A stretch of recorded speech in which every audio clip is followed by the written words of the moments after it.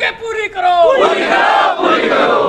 राज्य भर से स्थायीकरण की मांग को लेकर मनरेगा कर्मचारी आज सब झारखंड मुक्ति मोर्चा के केंद्रीय कार्यालय के बाहर घेराव करने पहुंचे हैं। ये देखिए कि राज्य भर से जो कर्मचारी हैं वो यहां पर अपनी मांग को लेकर के पहुंचे हैं।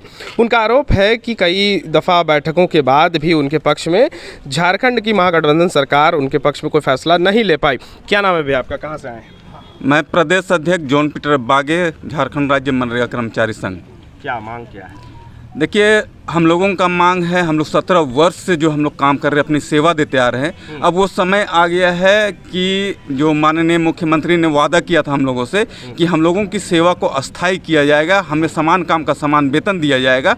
बस वो वादा को हम लोग चाह रहे हैं कि वो सरकार उसको पूरा करे। हमारी नियुक्ति नियमावली है, उसमें संशोधन करते हुए हमारी सेवा को अस्थायी किया जाए और हमें ग्रेड पे दिया जाए। अच्छा, इस मांग को लेकर के इससे पहले किन किन नेताओं से बातचीत हुई, बैठकें किन किन मंत्रियों के साथ हुई, क्या आश्वासन मिला था उस वक्त? देखिए, सबसे पहले तो हम लोगों ने अपने जो ग्रामीण विकास मंत्री आलम साहब से भी हम लोग कई दफ़ा हम लोग बैठ के बात किए हैं, सचिव स्तर से भी हम लोगों ने बात किया है और इस मसला के लिए एक कमेटी का गठन किया गया है जो विकास आयोग की अध्यक्षता में गठन किया गया है, लेकिन उसका फलाफल आज तक नहीं निकल पाया है, वो फाइल में ही दब के रह गया है, जिस कारण से आज मनरेगा कर्मियों का और अन्य जितने भी संविदा कर्मी हैं उनका किसी भी तरह का स्थायीकरण का जो मामला है वो फंसा हुआ है।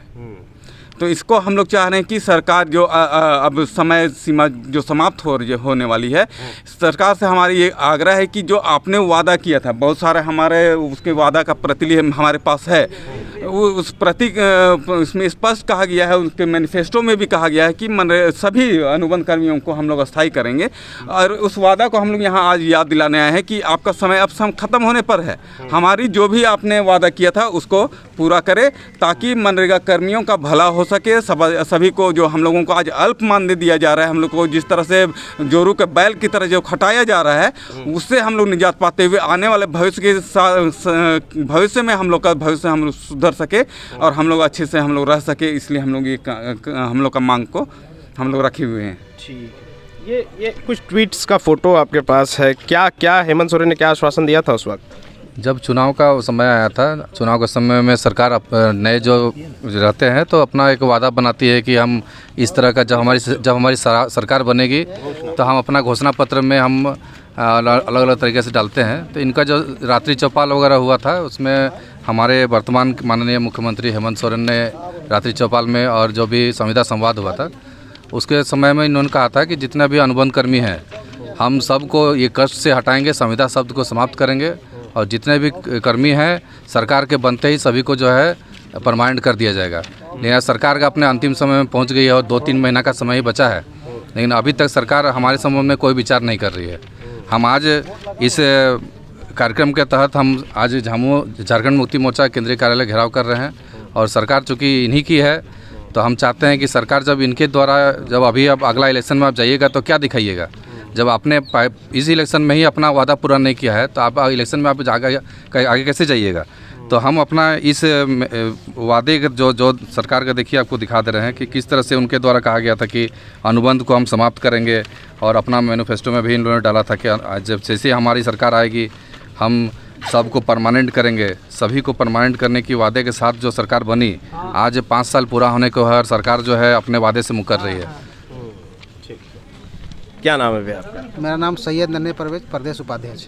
अच्छा, आपसे जानना चाह रहे थे कि आप लोग काम आपसे सरकार क्या लेती है और उसके लिए भुगतान आप लोगों को कितना होता है? देखिए, हम लोग मनरेगा कर्मचारी हैं और 17 साल से काम कर रहे हैं। ग्रामीण विकास का एक मजबूत रीढ़ है। आज के टाइम में पंचायत स्तर पर, ग्राम स्तर पर, ब्लॉक स्तर पर जितने भी सरकारी स्कीम चलती है, केंद्रीय हो चाहे राज्य स्तरीय, सारे स्कीम को हम लोग लागू करवाते हैं धरातल पर।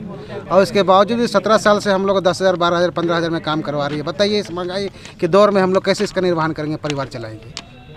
और इतना ही नहीं है, इसके अलावा अन्य कोई भी सुविधाएं नहीं दी जा रही है। मतलब कि आज हमारा साथी अगर लगातार हर साल 10-12 मरते ही जा रहा है लेकिन उसको 1 रुपया का मुआवजा नहीं मिलता है, वो परिवार रोड पर आ जाते हैं। बताइए, एक प्राइवेट कंपनी में काम करने वाले को EPF की सुविधा दी जा रही है, मुआवजा दिया जा रहा है, मेडिकल की सुविधा दी जा रही है। हम सरकार में 17 साल से काम कर रहे हैं। 17 साल वक्फा कम नहीं होता है। एक सरह से एक नया पीढ़ी समझ आ गया, उसके बाद भी हम लोग कोई सुविधा नहीं मिल जा रही, तो हम लोग कैसे काम करें? सरकार को हमने जवानी दे दी, बुढ़ापा इस तरह से गुजरेगा हमारा? बस यही आश्वासन करके हम लोग थक चुके हैं। इसलिए हम लोग मांग करते हैं कि सरकार ने जो वादा पूरा किया, चुनाव पूर्व हेमंत सोरेन जी ने जो वादा किया था उसे पूरा करें, अन्यथा चुनाव नज़दीक है। जिस तरह रघुवर सरकार का जिस तरह हम लोग हश्र किए थे, इनका भी संभावना है, आप जान सकते हैं। इसी हम लोग यहाँ केंद्रीय कार्यालय घेराव किए हैं। इसके अलावा हड़ताल की ओर हम लोग अग्रसर होंगे। बायोम मेडिकल प्रिपरेशन का एकमात्र संस्थान जहां है complete digital classrooms, individual doubt counters, video lectures, student tracking system, library facility, 100% result oriented rankers batch, study package and class notes in PDF। Jharkhand के इतिहास में पहली बार नीट UG में 700 मार्क्स पार। 10th पास स्टूडेंट्स के लिए फाउंडेशन कोर्स और 11th पास student के लिए फ्रेशर कोर्स। 12th पास स्टूडेंट्स के लिए टारगेट कोर्स 18 अप्रैल से शुरू हो रहे हैं। Contact biome.